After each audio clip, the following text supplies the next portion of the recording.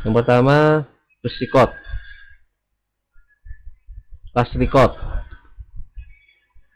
Untuk previous kita cek ini di last record. Kalau kita previous harusnya naik ke baris 7 atau nama customernya adalah Jian. Seperti ini ya. Oke. Tombolnya sudah selesai. Ada first record, ada last record, ada previous, ada next. Contoh saya milih nasi kuning. Kita lihat di sini saya klik bagian nama atau kita klik bebas bagian manapun. Intinya saya memilih kode barang untuk nasi kuning. Apakah harganya langsung terisi? Kita cek. Oke.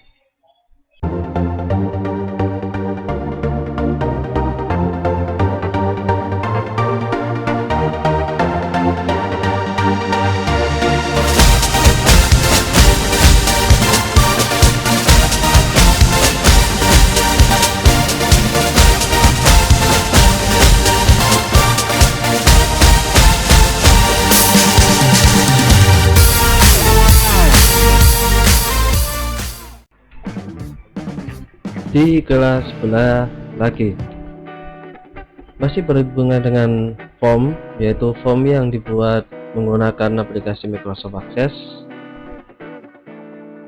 Apabila di video sebelumnya saya berikan contoh bagaimana cara membuat form dengan menggunakan menu form design,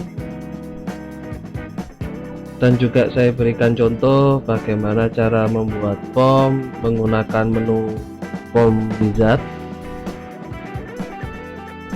Kali ini saya akan mencoba memberikan contoh lagi bagaimana cara membuat form dengan cara yang lain. Di menu akses, pilihan yang pertama yaitu form, create form yang pertama. Di sini menu yang paling mudah yang sebetulnya bisa kita pelajari selain menggunakan menu form design dan form wizard. Contoh paling simpelnya seperti ini. Saya ambil contoh tabel yang ada. Saya pilih tabel jual, dimana saya ingin membuat form dari tabel jual.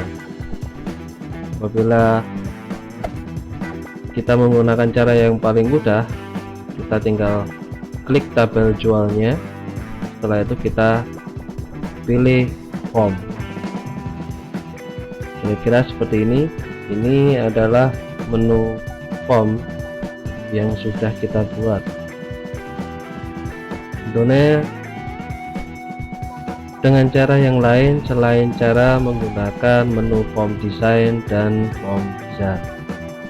Lantas bagaimana kalau kita ingin membuat form yang bentuknya seperti ini? Ya mungkin tidak bisa mirip persis, tetapi yang saya tekankan adalah di atas ada informasi data, di bawahnya ada detail. Jadi tabel yang ditampilkan di bawahnya itu mewakili data yang ada di tampilan atasnya. Tentunya tidak bisa sempurna seperti yang Anda lihat seperti ini, karena aplikasi yang saya tampilkan ini saya membuatnya menggunakan aplikasi lain. Bagaimana caranya membuat?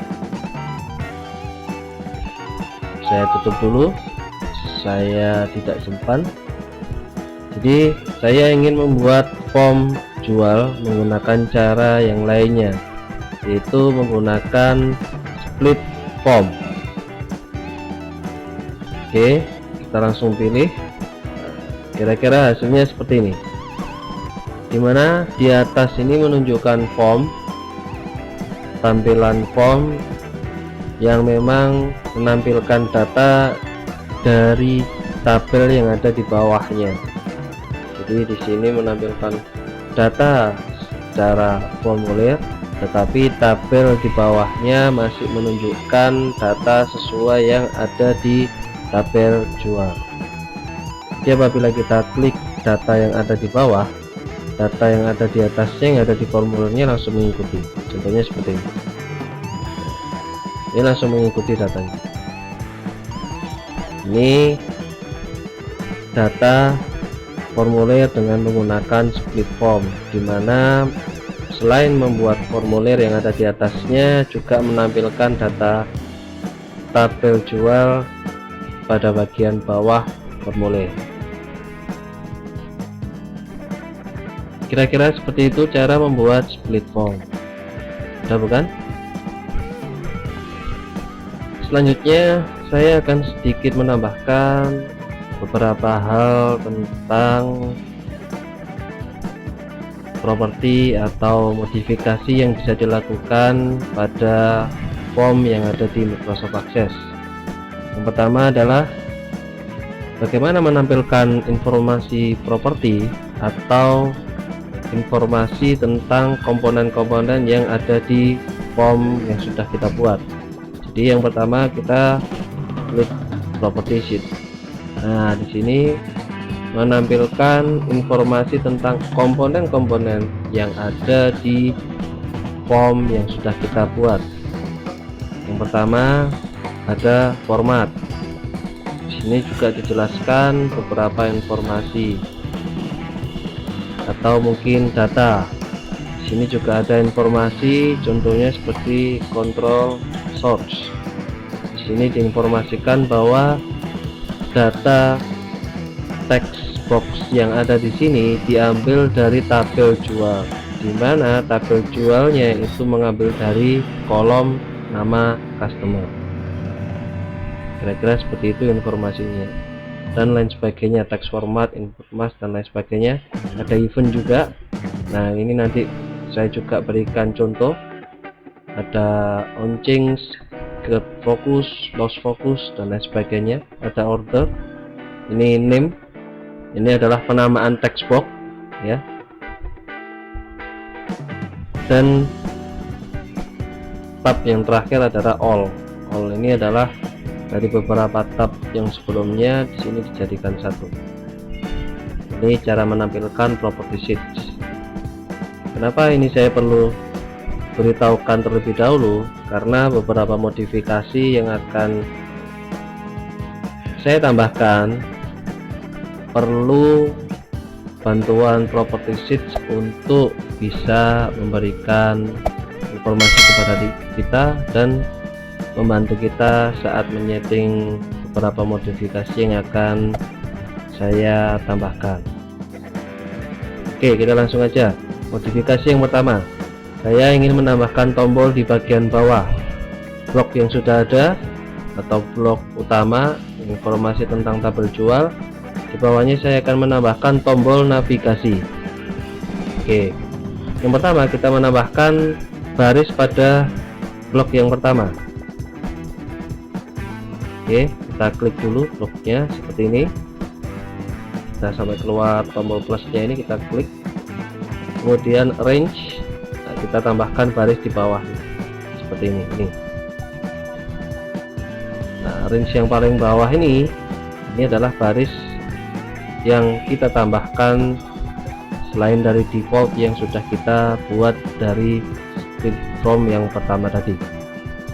Oke, tombol yang pertama saya letakkan di paling kiri bawah. Saya tambahkan tombol navigasi first record. Oke, di sini kita pilih tombolnya atau disebut button. Kita klik komponennya, kita letakkan di lokasi yang kita inginkan. Nah, seperti ini. Ini tombol navigasinya, navigasi yang paling mudah dan default yang ada di Microsoft Access. Yang pertama, saya akan membuat tombol navigasi first record, jadi langsung menuju ke record pertama. Saya tidak menggunakan logo lain-lain selain logo yang sudah ada secara default. Kemudian klik next. Nah, di sini kita sebetulnya bisa merubah-rubah menggunakan teks atau menggunakan picture. Picture-nya juga ada row up atau menggunakan to first. Mungkin kalau logo yang seperti ini contohnya seperti yang ada di bagian tampilan paling bawah. Mungkin kita akan membuat contoh yang lainnya menggunakan row up di panah ke atas. Kemudian kita klik next. Kita beri nama, pemberian nama kepada button yang akan kita buat. Ini saya beri nama force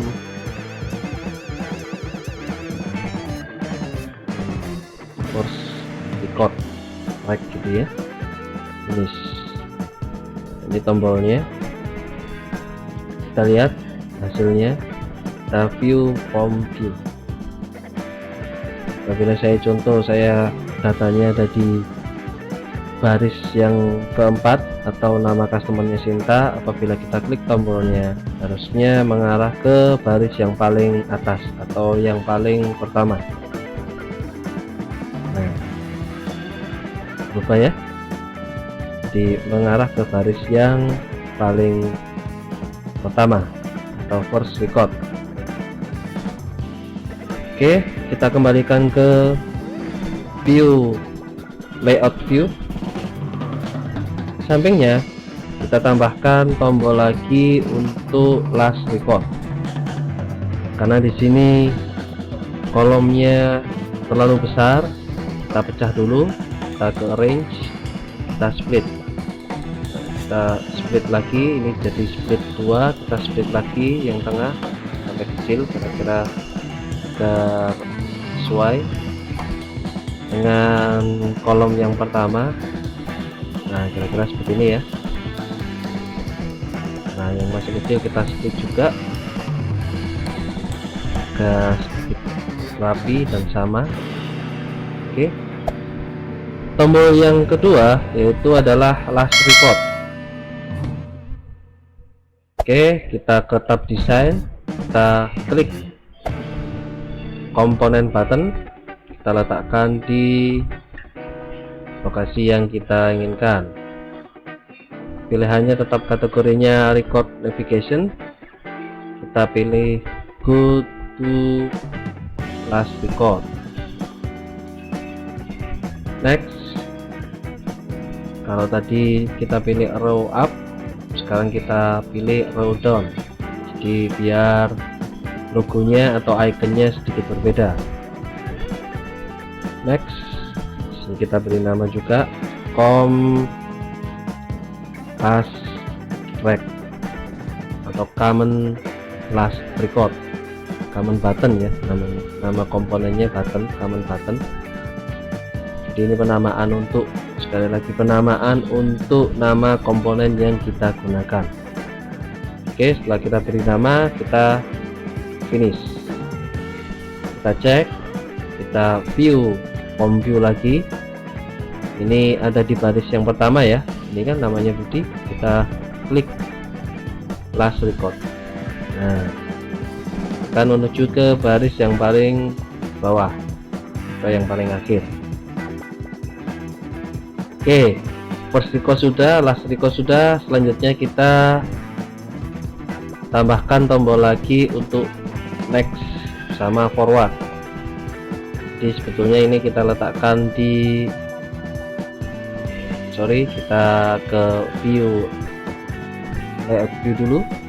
Nah, kita letakkan di sini, kita pindah. Nah, di sini kita tambahkan previous sama next record. Oke, yang pertama kita tambahkan previous dulu. Kita klik komponennya button, kita letakkan record navigation-nya, kemudian pilih previous record. Punya seperti ini ya ikonnya. Oke, kita gunakan secara default saja. Next, kita beri nama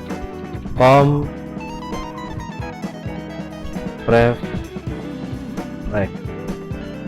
Sekali lagi ini penamaan untuk komponen yang kita gunakan. Kalau bisa diberi nama sesuai fungsinya. Finish. Oke, sekaligus kita tambahkan button juga untuk yang next. Kategorinya masih record navigation-nya.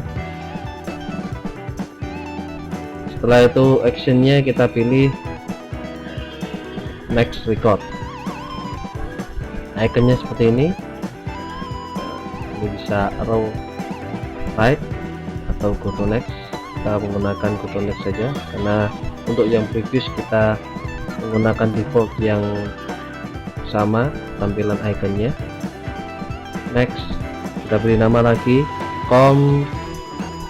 next track, command button next record, ya seperti itu. Finish. Oke, hasilnya seperti ini ya. Kita cek view, form view tampilannya. Yang pertama first record,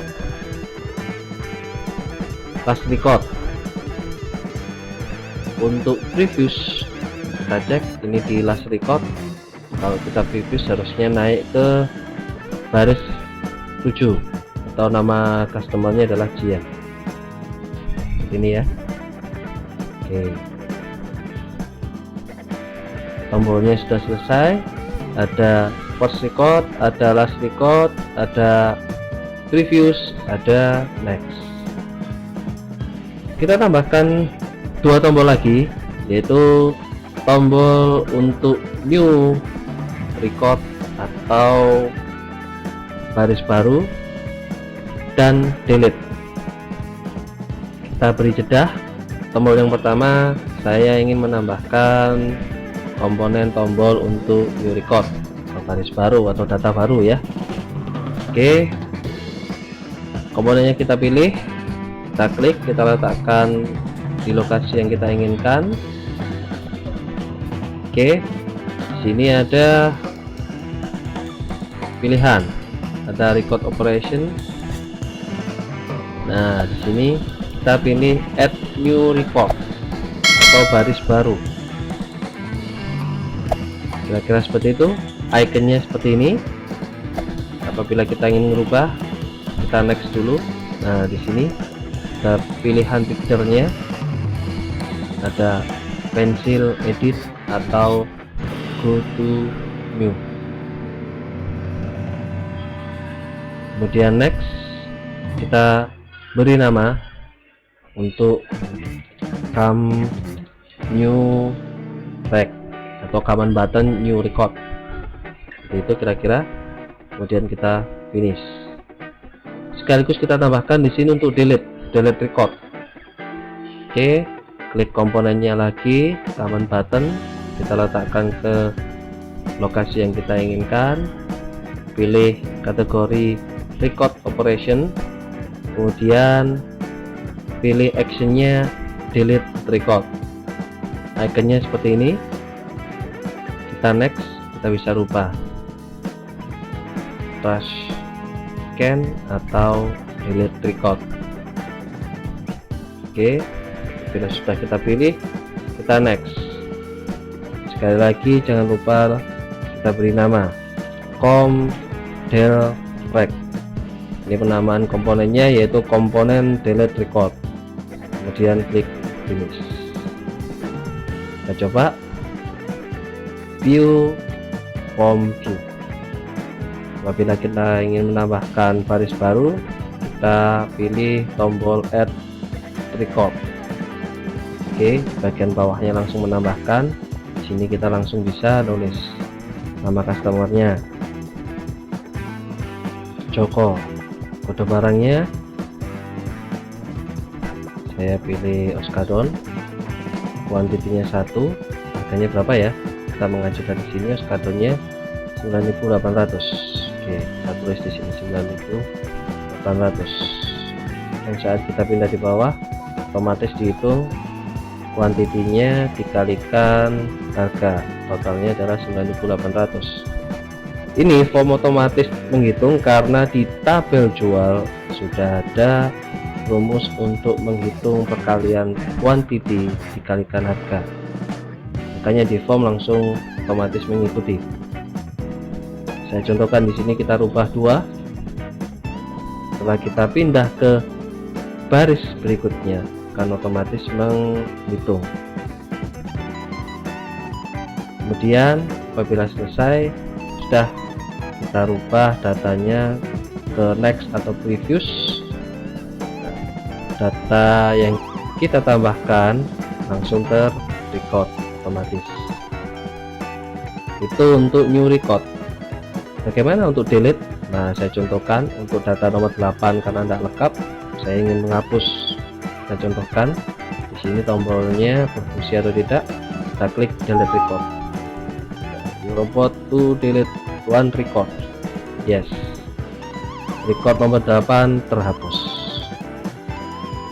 Itu modifikasi yang pertama untuk menambahkan tombol-tombol navigasi.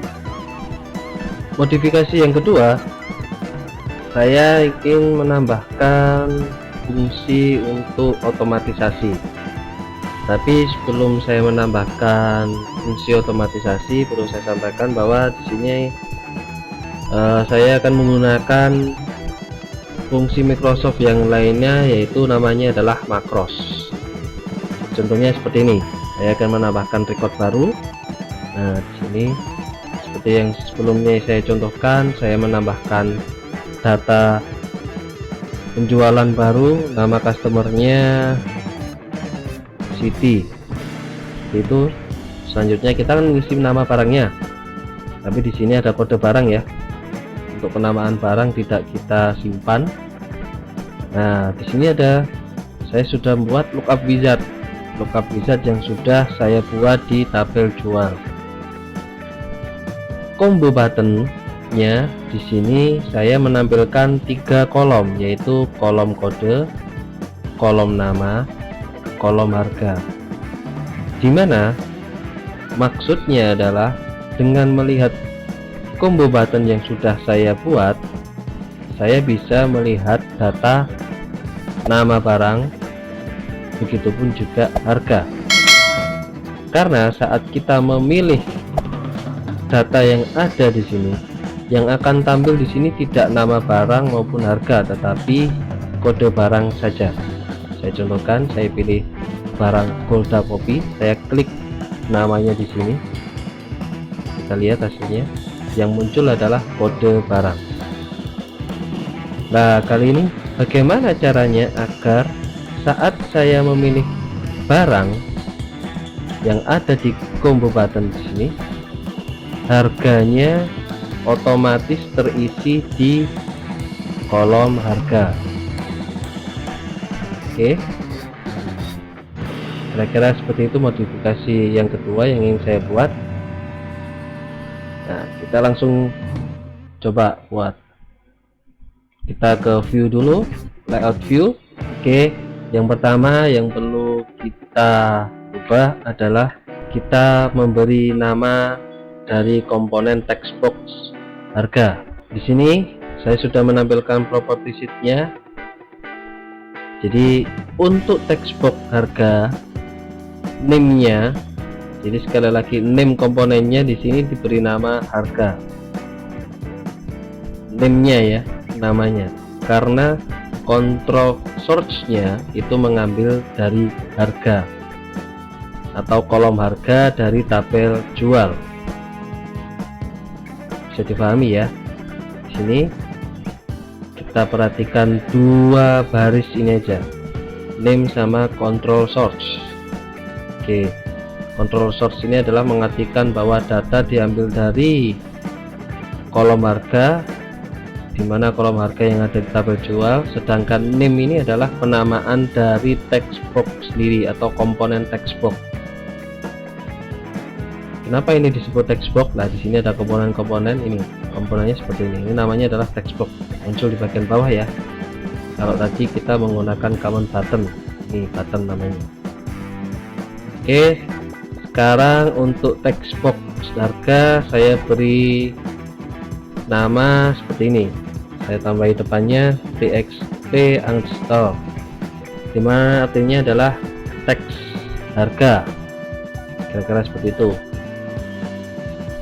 Kemudian saya klik di bagian bawahnya agar tersimpan. Jadi harga di sini atau text box di sini saya fokus ke namanya ya, karena ini komponen text box. Jadi komponen text box dari harga ini sudah bernama txt harga. Oke, yang pertama kita harus merubah nama. Yang kedua, kita harus juga merubah nama dari combo button atau combo button dari kode barang. Combo button dari kode barang di sini namanya adalah kode barang. Di sini saya rubah, saya tambahkan CMB. Oke, artinya combo button ya, bukan common button, karena kalau common button ini button yang memang untuk tombol, tapi kalau combo ini bisa menampilkan data dengan data yang memang mengacu dari lookup wizard yang sudah kita buat di tabel jual sebelumnya. Yang pertama adalah merubah nama dari masing-masing komponen. Apakah harus dirubah? Tidak, tetapi di sini saya rubah agar penamaannya lebih mudah dan kita bisa tahu apakah komponennya itu combo button atau comment button atau text box, karena penamaan yang ada di depan sini mengandung arti menunjukkan komponen. Oke, kira-kira seperti itu. Yang kedua, setelah yang pertama merubah nama-nama masing komponen, yang kedua fungsi pengisian otomatis kolom harga itu dilakukan saat kita memilih kode barang. Sekali lagi saya ulangi, fungsi pengisian dari kolom harga itu terisi otomatis saat kita mengisi kode barang. Oke, jadi apabila sudah bisa dipahami bahwa fungsinya berarti kita letakkan di mana. Fungsinya akan diletakkan saat kita mengisi kode barang, otomatis harga terisi. Jadi logikanya harus dipahami, fungsinya ada di kode barang. Saat ada perubahan yang dilakukan di kode barang, otomatis harga juga berubah. Jadi fungsinya kita letakkan di kode barang. Nah, di sini logika untuk meletakkan saat ada perubahan di pengisian kode barang itu artinya ada di event launching. Dia artinya saat ada perubahan waktu pengisian kode barang, otomatis harga akan terisi. Oke, jadi eventnya adalah event ching atau launching, atau saat ada kegiatan perubahan data. Logikanya harus ditangkap dulu. Setelah kita memahami bahwa perubahannya ada di launching, launchingnya itu ada di kode barang, karena saat kita memilih kode barang harga otomatis terisi. Nah, maka baru kita letakkan di sini. Oh, ini sebelum kita tambahkan untuk code buildernya, kita save dulu karena form tersebut belum di save. Ini saya beri nama jual underscore split form and code builder. Oke, setelah di save kita lanjutkan ke launching, kita tambahkan code buildernya.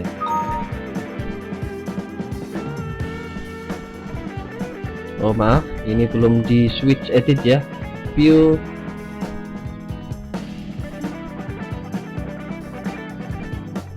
design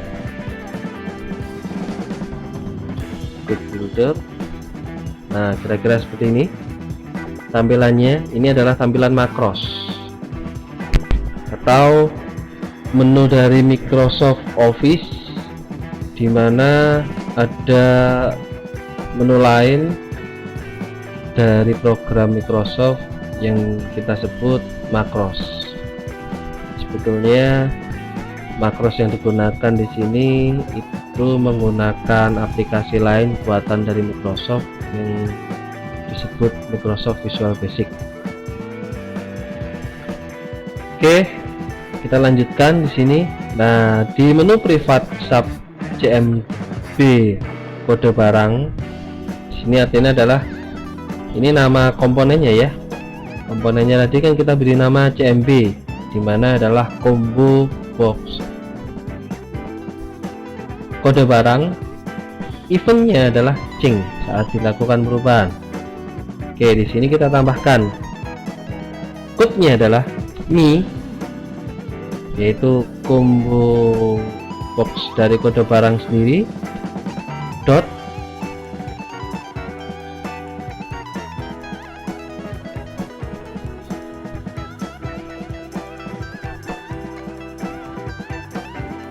txt harga ya. Nah, jadi komponen kolom harga tadi itu kita pilih, double klik, kemudian dot lagi value. Oke,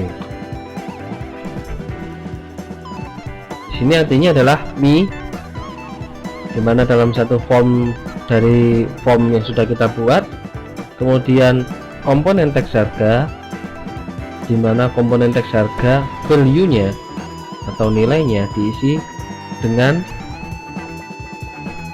mi titik atau dot cmb kode barang, klik tab agar otomatis terisi, kemudian dot lagi, kita cari indeks, maaf bukan indeks, kolom ya, kolom, kita tulis CO gitu aja, langsung otomatis ada menu pilihannya, kita klik tab, kemudian kurung buka saya isi di sini 3, kurung tutup.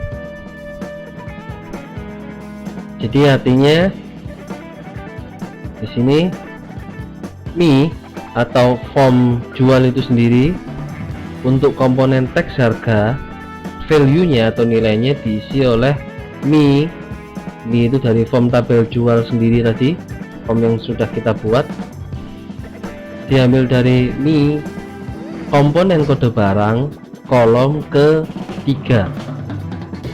Jadi ingat ya, kolom ketiga, karena kolom pertama adalah kode, kolom kedua adalah nama, kolom ketiga adalah harga. Oke, logikanya sudah bisa dipahami. Kira-kira rumus untuk codingnya seperti ini. Kita run, cancel, kita close. Oke, kita lihat hasilnya. Kita pilih form view. Sini saya ingin nambahkan record baru, atau sini kita menggunakan data yang sudah kita buat cd. Oke, kita pilih barangnya, contoh saya milih nasi kuning. Kita lihat di sini saya klik bagian nama, atau kita klik bebas bagian manapun, intinya saya memilih kode barang untuk nasi kuning, apakah harganya langsung terisi, kita cek. Oke, harganya langsung terisi ya, ini 25.000. Kita pilih lagi, coba contoh yang lainnya, Paramex ya, harga 12.500, kita cek. Nah, oke, setelah itu kita tinggal mengisi kuantitinya 2. Kita pindah ke kolom lainnya, otomatis di total antara kuantiti dikalikan harga. Oke, apabila selesai kita tinggal pindah ke previous atau next, tapi data langsung tersimpan. Kira-kira itu modifikasi yang kedua. Anda bisa memodifikasi sesuka Anda, sesuai imajinasi Anda. agar bisa sesuai dengan kebutuhan Anda. Oke, sekian dulu dari saya. Terima kasih.